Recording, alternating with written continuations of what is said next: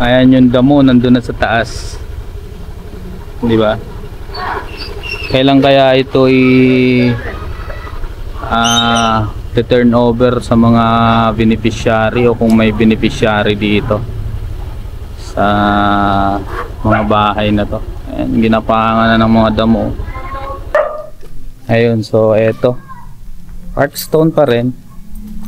Ito.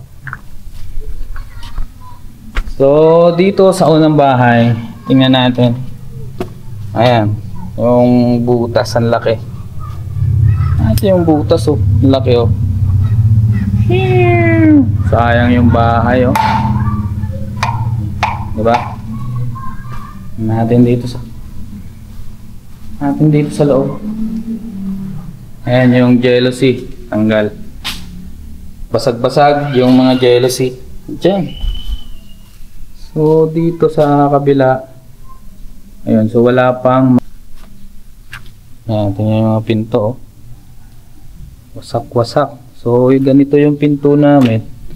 Mabilis lang palawa sa akin to. Ganito, oh.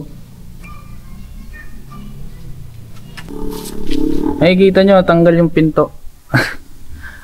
Ayan, binaklas yung pinto. Dito pinto natin, ayan yung pinto, oh. Binaklas, binasag yung jealousy. Jealousy doon halos wala na, at yung pinto rito wala na rin, pasak na. Ayun yung sitwasyon dito sa Parkstone. Sobrang daming bahay dito, guys, na hindi pa turn over sa mga beneficiary o kung may beneficiary man dito ng mga pabahay, yung totoong beneficiary talaga, guys. Sayang yung mga bahay dito na nabubulok kagaya nito, na sana napakinabangan na talaga ng totoong beneficiary nitong mga bahay na to, hindi ba? Mga taong kalsada, mga taong lansangan, ang alam ko yung may kakayanan lang magbayad ang pwedeng maka-avail nitong bahay na to dito. Ayun, so sayang lang yung mga bahay dito, guys, no? Iisipin ninyo, kalahiban. So, napakasayang ng mga bahay dito, guys. Ayun, puro talahib at para ng haunted. So tinubuan na rin siya ng mga mga lumot.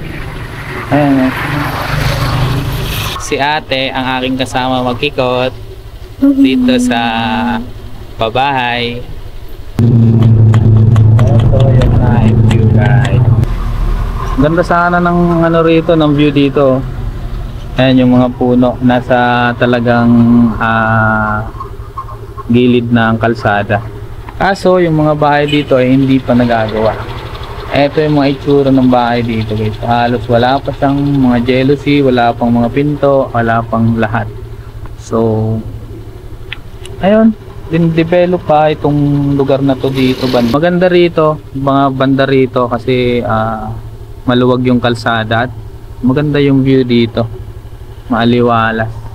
Ayun.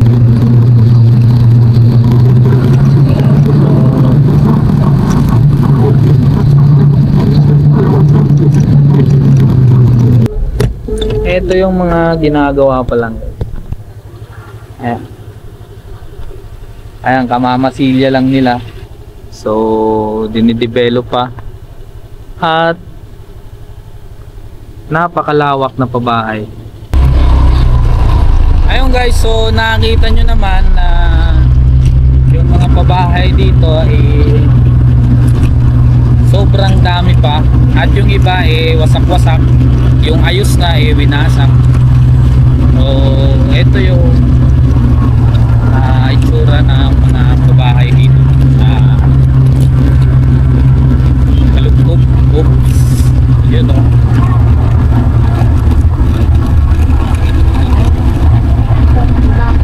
Ayun, so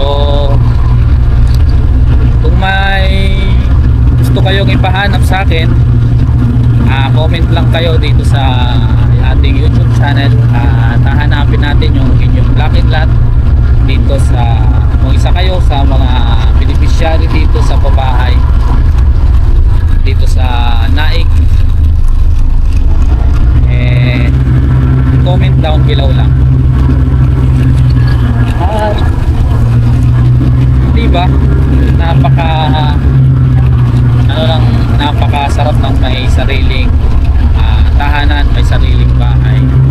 At hindi ka na problema sa upa araw-araw. So, isang malaking tulong yun guys para sa isang mahirap na pamilya na magkaroon ng bahay. At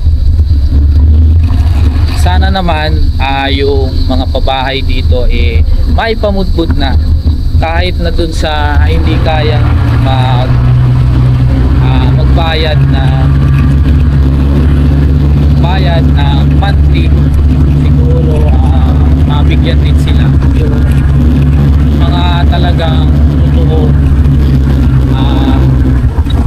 totoong beneficiary na walang kakayanang magbayad.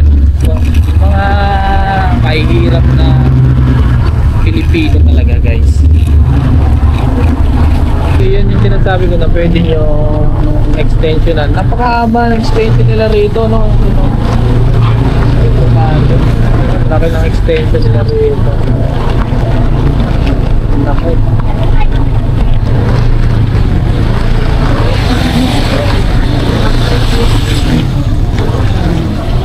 Eto, guys, yung mga sasakyan dito. Mayayaman pala yung mga tao rito sa pesto. Yun nga lang, napakaraming basura dito guys. Ayan. Grabe, sobrang daming basura at walang basura. Yung iba sinusunog. Yung iba ganito, nakatampak lang.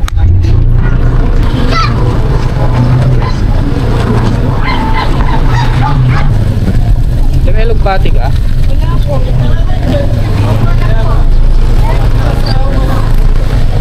Baka.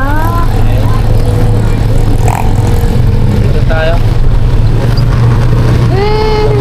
Dito sa lugar na to marami na nagtitinda. Pauwi na kami at magluluto na kami ng lauoy ni ate. Si ate ay magluluto ng lauoy. Ba't ako? Ha? Ba't ako? Ikaw ang luluto. Ikaw. Hindi ko alam yung ingredients dun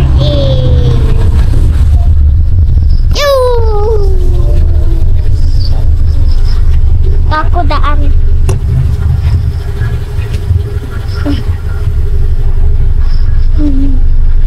Deh.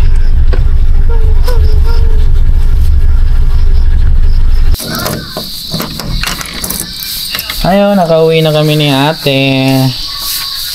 At buksan mo na yung ilaw ate. Ayun. Daming sampay. Si ate, ang daming kalat. Dapat ako. Kung kaya yun. Ay, so ayun.